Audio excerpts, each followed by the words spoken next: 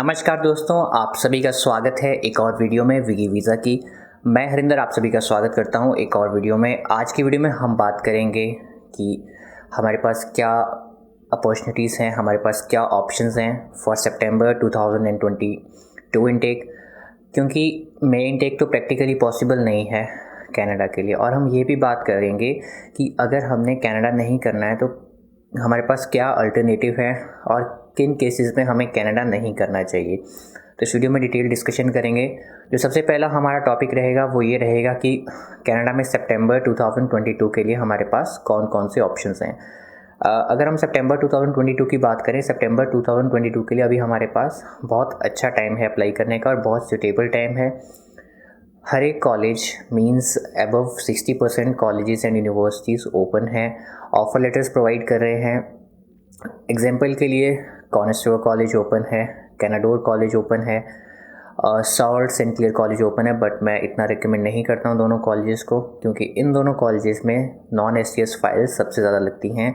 तो मैं इन दो कॉलेजेस को रिकमेंड आपके लिए नहीं करता हूँ। और Conestoga right and Centennial college, Seneca college, Georgetown college, Humber college, Georgian college, Loyalist college, Lambton college, Fleming college, Fanshawe college, ये सब कॉलेज जो ओंटारियो रीजन के अच्छे कॉलेजेस हैं, इनमें आपको सितंबर 2022 के लिए आराम से एडमिशन मिल जाएगा।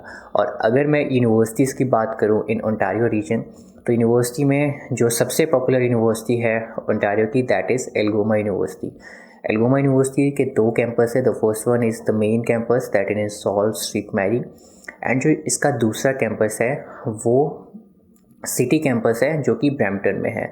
तो ये दोनों कैंपस में आपका सितंबर इनटेक हो जाएगा। मई इनटेक भी है बट प्रैक्टिकली पॉसिबल नहीं है। और अगर मैं बात करूं एक और कॉलेज की जो कि बहुत ज़्यादा पॉपुलर है आजकल, नाइग्रा कॉलेज, तो नाइग्रा कॉलेज में भी आप अप्लाई कर सकते हो फॉर फॉल 2022 इनटेक। मई इनटेक के लिए अगर आप ऑफ़र लेटर अप्लाई करना चाहते हो और आप ये एक्सपेक्ट कर रहे हो कि आपका वीज़ा प्रोसेसिंग हो जाए इन बिटवीन, ये पॉसिबल नहीं है, बिल्कुल भी नहीं है, किसी भी हाल में नहीं है। तो अगर आपने कनाडा ही करना है तो आपको सितंबर इनटेक के लिए वेट करना पड़ेगा। Point number 1। And the second point जो कि इम्पॉर्टेंट है, जैसे कि फर्स्ट पॉइंट भी इम्पॉर्टेंट था हमारे लिए और सेकंड पॉइंट भी इतना इम्पॉर्टेंट है, वो ये कि अगर आपकी रिफ्यूज़ल आ चुकी है कनाडा से, तो इसमें भी हम कैटेगरीज वाइज डिस्कस करेंगे। तो पहली जो कैटेगरी है, अगर आपकी रिफ्यूज़ल आ चुकी है कनाडा से और आपका आइल्स है 6.5 नॉट लेस देन 5.5, मतलब आपकी फ़ाइल नॉन एसटीएस में है, आपका आइल्स की जो लैंग्वेज एबिलिटीज़ हैं वो ज़्यादा अच्छी नहीं हैं, तो इस वजह से आपकी फ़ाइल जो है वो नॉन एसटीएस में फ़ाइल की गई। तो आपको क्या करना चाहिए? आपकी मल्टीपल रिफ्यूज़ल्स हैं तो आपको कनाडा अप्लाई नहीं करना चाहिए सेम आइल्स के साथ में।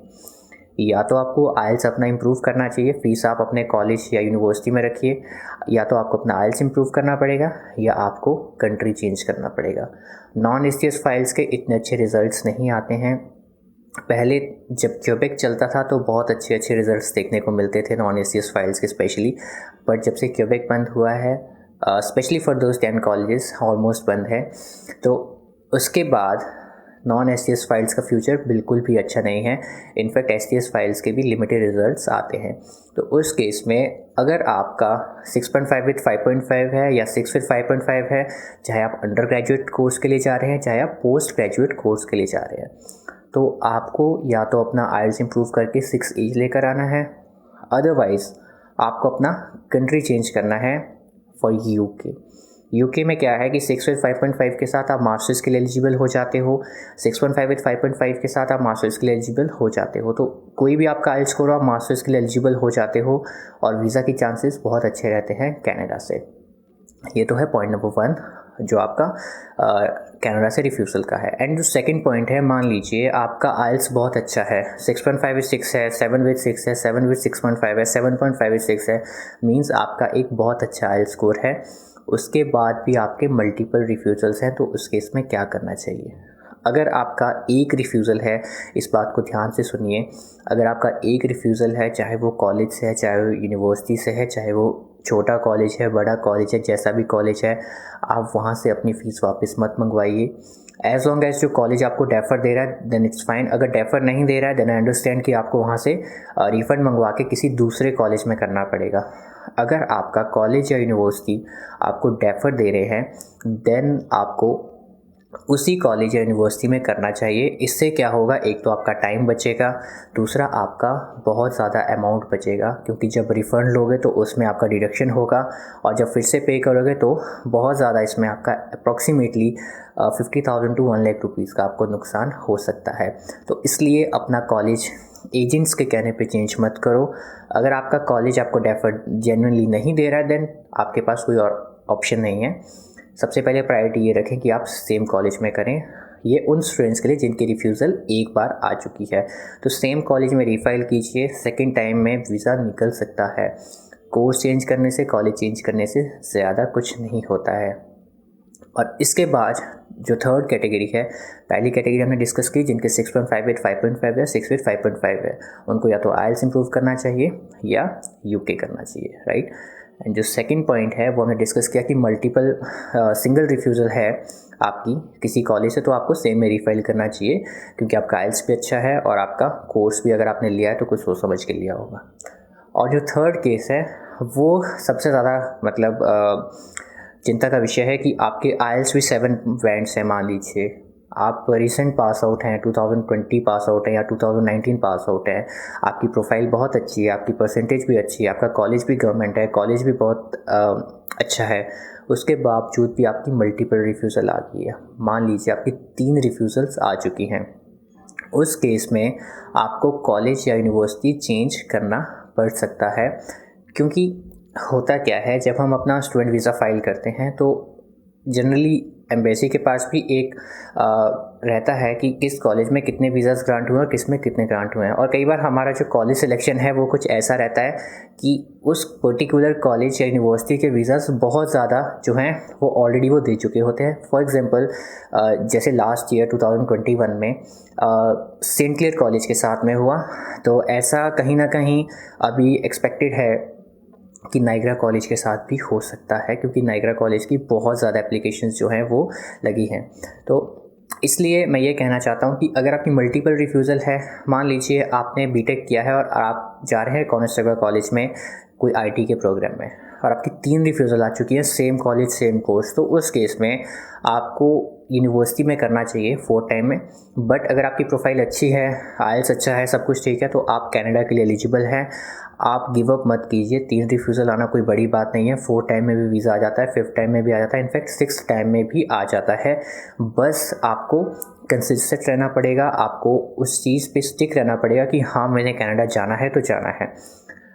ओके, तो ये तो हो गया रिफ्यूज़ल्स को लेकर।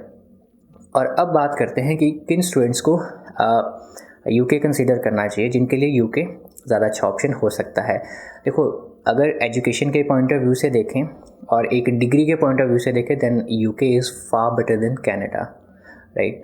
And the second one is, अगर आप इमिग्रेट होना चाहते हो विद योर फैमिली, लाइक आप मैरिड हैं, आपका किड है, छोटा बच्चा है 2-3 साल का, and you want to migrate with your entire family, 3 members in a family, and you all want to go together, तो उस केस में यूके इज़ फॉर यू, क्योंकि वहाँ पे आप फैमिली के साथ में माइग्रेट हो सकते हो। एंड जो सेकंड वन है, अगर आपका कनाडा नहीं हो रहा है देन आपको यूके करना चाहिए, क्योंकि अगर आपका कनाडा नहीं हो रहा है यूके बहुत आराम से हो जाएगा।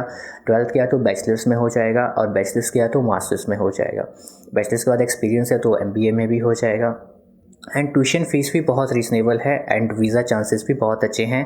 बस फंड्स जो हैं वो आपको शो करने होते हैं। इसके अलावा कोई बड़ी बात नहीं है। एक इंटरव्यू जो है वो आपको क्रैक करना पड़ेगा, उसकी प्रिपरेशन हम करवाते हैं। तो मैं आपको ये कहना चाहता हूँ कि चीज़ों को आप समझिए कि एग्जैक्टली हैं क्या। भाग दौड़ में मत जाइएगा कि इसने यहाँ पे अप्लाई किया, इस कंट्री में अप्लाई किया तो मुझे भी इसमें ही करना पड़ेगा, या फिर कोई सोशल प्रेशर है कि भाई कनाडा ही जाना है। अपॉर्चुनिटीज़ यूके में भी हैं, कनाडा में भी है, या किसी और यूरोप की कंट्री में भी है, और ऑस्ट्रेलिया भी एक अच्छी डेस्टिनेशन है। बट ऑस्ट्रेलिया का जो सबसे बड़ा फंडा है वो यही है कि दे प्रेफर क्वालिटी स्टूडेंट्स। अगर आपकी कनाडा से रिफ्यूज़ल है और आप ये एक्सपेक्ट कर रहे हो कि ऑस्ट्रेलिया में हो जाए तो थोड़ा सा डिफ़िकल्ट हो सकता है, क्योंकि Australia is very choosy for the students, क्योंकि वहाँ पे क्या रहता है कि अगर आपकी GTE means genuine temporary एंट्रेंट clear हो जाती है देन आपका वीज़ा जो है वो ऑलमोस्ट श्योर हो जाता है।